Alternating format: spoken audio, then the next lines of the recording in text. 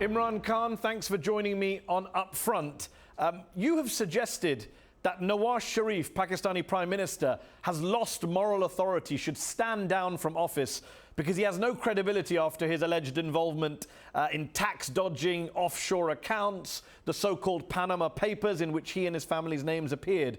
Some would say you're trying to get him removed from office over unproven accusations because you couldn't actually beat him at the ballot box back in 2013. Well, Mehdi, the issue of Panama Papers or Panama leaks is quite straightforward. That there were offshore companies belonging to Nawaz Sharif's children. They weren't declared by Nawaz Sharif. The companies belonged to his daughter, who was a dependent. And these companies bought property, millions of dollars worth in England. So he's implicated in it because he didn't declare the money. He's accused of concealment of assets. He's accused of tax evasion, corruption, and money laundering. But do you want Nawaz Sharif to stand down? Is it your position is he should stand down from office? No, we want him to answer. Basically, Article 40 of the Constitution of Pakistan says that the Prime Minister and the Cabinet are answerable to the Parliament in case of breaking the law or abusing taxpayers' money. They are answerable to the Parliament, which is what democracy is. So basically, we're just asking him to give us the answers. In the wake of the recent failed military coup in Turkey, you said people would celebrate and distribute sweets if there was a military takeover in Pakistan, which prompted the government to accuse you of being shameful, indulging in a conspiracy. The Dawn newspaper accused you of threatening the democratic order, of betraying the constitution of Pakistan. What do you say to them? Well, Mehdi, in 1999, there was a coup against Nawaz Sharif, who is now again the Prime Minister. And the sweet shops in Lahore ran out of sweets because everyone was distributing sweets. Now, I was basically comparing the two coups. There was one in Pakistan in 99, Nawaz Sharif as the Prime Minister, and people distributed sweets. There's one in Turkey where actually the people came out in support of the government. And I was comparing the two. The difference is that when Erdogan came into power, despite all his faults, if you look at the standard of living, you look at the per capita income, you look at the debt of Turkey, I mean, in every way, he's improved the lot of the common man. But surely you'd accept that in a country like Pakistan, which has had as many military coups as Turkey, almost as many coups as Turkey, isn't it deeply irresponsible and dangerous in a country like Pakistan to even joke about military takeovers, for a politician to even hint at a military takeover? Mehdi, to be clear, for 20 years I have struggled for Pakistan's democracy. I started with nothing. I didn't come from a political family. I built a party which is now the biggest party in Pakistan. So I didn't struggle for 20 years to get the army to come in and take over. I mean, the whole struggle is to bring democracy to Pakistan. Basically, my comment was that we want a genuine democracy. We do not want a Hosni Mubarak type of democracy, because Hosni Mubarak also held elections, but there was no democracy. Democracy means where a leader is accountable to the people. Okay. You've been accused of being not just too close to the military, but also you've been accused of being soft on the Taliban, of being linked to the Taliban. Some of your critics have even dubbed you Taliban Khan, because in the words of the Pakistani journalist Cyril Almeida, you've, quote, mainstreamed extremism. It's an allegation, even in the West, in the outside world, we hear more and more that Imran Khan is soft on the Taliban, that he distinguishes between good and bad Taliban. What's your response to such criticisms?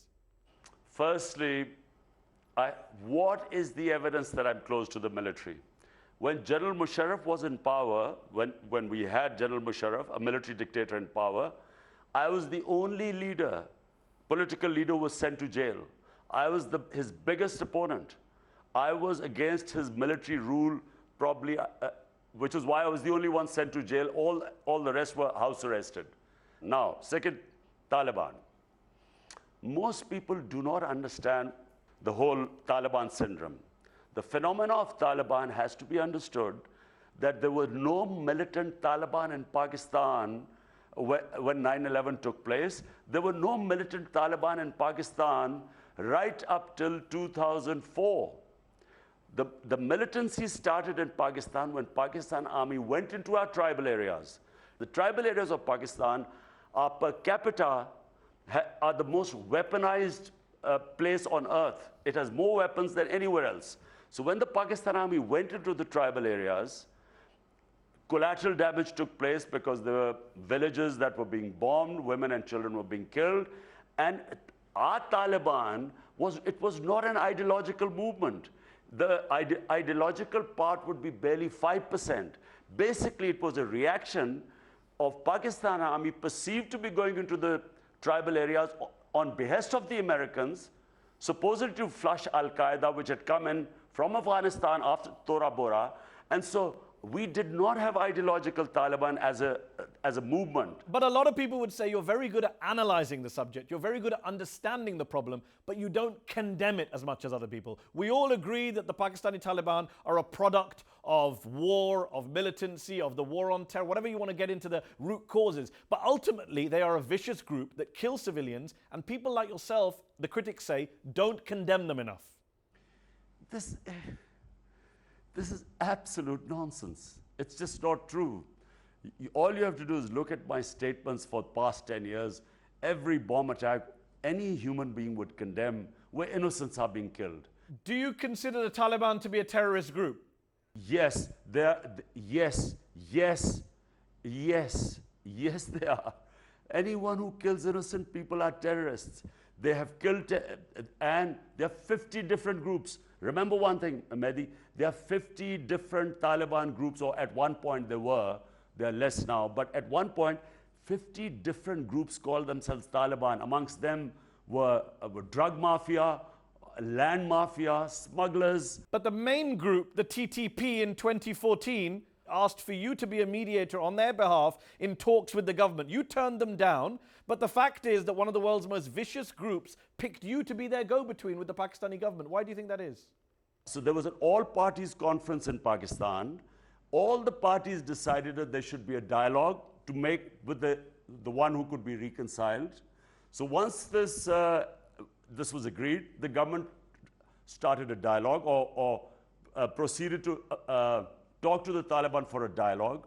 So once that happened, then the request came from Taliban, okay, the ones who they find credible, one of them was me, which of course I refused.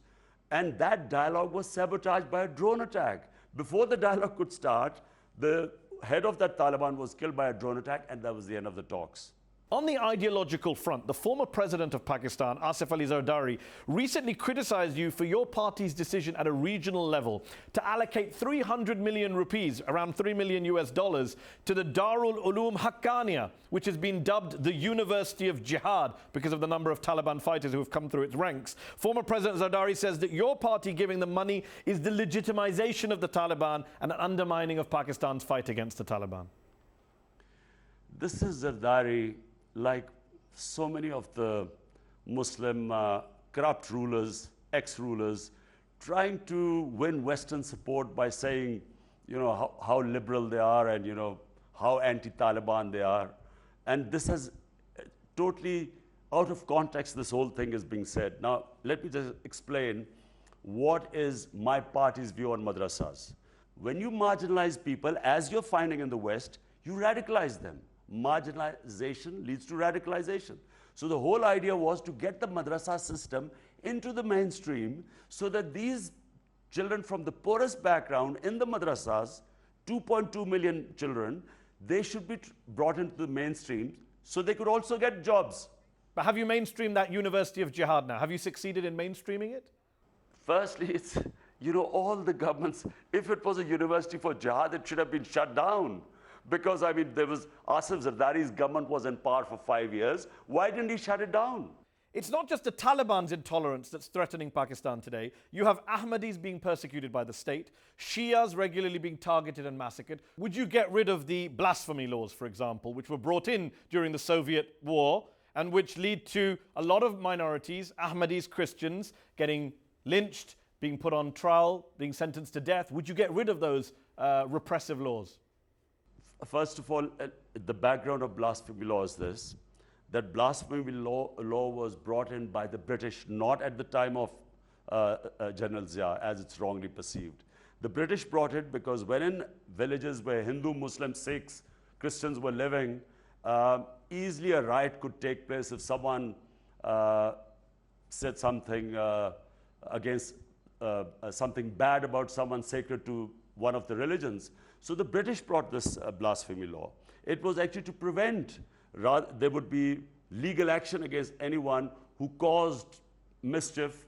Unfortunately, Mehdi, in the 80s, we got these sectarian groups. First time we saw Shia, Sunni killing each other. We never had this before in Pakistan. Shia and Sunnis lived together before. But would you as Prime Minister repeal those blasphemy laws that are used to target Christians, Ahmadis and others? Mehdi, it's not the laws. The laws are not a problem. Problem are militant groups in Pakistan. What should happen is we should get rid of the militant groups. If in a village, you're living in a village in Pakistan, unless you fight extremism, and extremism is not going to be fought by laws, extremism has to be fought first by disbanding those groups that are perpetuating this extremism. Whatever you do with the laws, people will be killed. And remember, since we've entered this war on terror, things have got worse. We had Shahbaz Bhatti, Salman Taseer, leading Pakistani politicians were assassinated when they spoke out against the country's blasphemy laws. A lot of Pakistani politicians would like to speak out against those laws, but they're worried about being killed. They're afraid for their own lives. Are you one of them? Ever since 9/11, our society has got very radicalized. And it is true that you have to tread a very thin line. If anything perceived to be, which one sect or any sect thinks that is sacrilegious, yes, your life is in danger. And I'm afraid we have to ride this difficult phase in the history of Pakistan. But the fact is, Mehdi, I'll just give you a statement. I don't want to go too deeply into all this, because it's a very difficult subject living in Pakistan. But I'll just tell you one thing. In my opinion, my party, my belief, all human beings have right. They should be protected by the state. They should be protected by the law. They should have equal rights, equal citizens. And what is happening, unfortunately, in the name of religion, is painful for all of us. Because this is not, in our opinion, most Pakistanis' opinion, this is not what Islam is. Do you extend equal rights to Ahmadis? All human beings have equal rights. Anyone who's a Pakistani has an equal right. The Constitution should protect him. He's an equal citizen. Back in the day, you were captain of the Pakistani cricket team. The nation's hopes and dreams rested on your shoulders. Is it fair to say that in a sports-mad country like Pakistan, it's harder, there's more pressure being a Pakistani cricket captain than being a Pakistani political leader? It was a very good training ground for what was to follow in Pakistani politics.